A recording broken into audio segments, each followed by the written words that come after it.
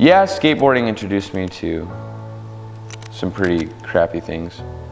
It definitely gave me a friend group that introduced me to drugs.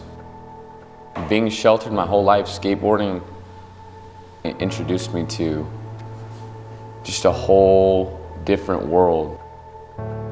I started doing drugs more than skateboarding, and little did I know, like, I stopped skateboarding and just was full on doing drugs, and it kind of caught up to me and bit me in the rear end, you know? It ended me up in jail, and I just realized that I wanted to stop doing cocaine and hallucinogens.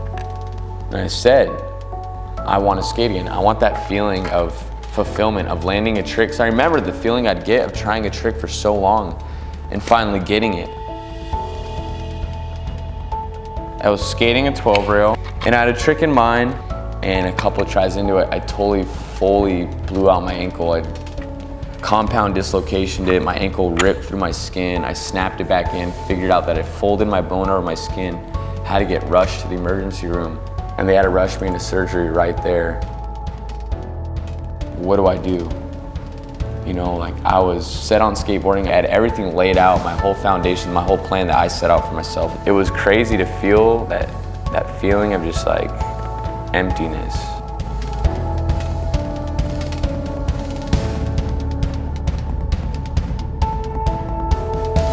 You know, like, all my plans fully crumbled right there. I was like, God brought me down to my lowest point, to where I couldn't do anything but just sit there. And I cried out to God.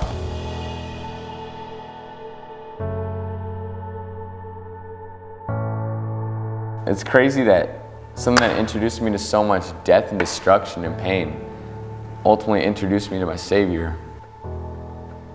I feel like God is actually using me in the skate community now, whether it's being present at the skate park and just loving on people and telling them about Jesus and giving my testimony, or it's just, yeah, being there and being able to encourage people and being able to let people know that skateboarding isn't all that they have. There's more to this world, like there's something else, you know?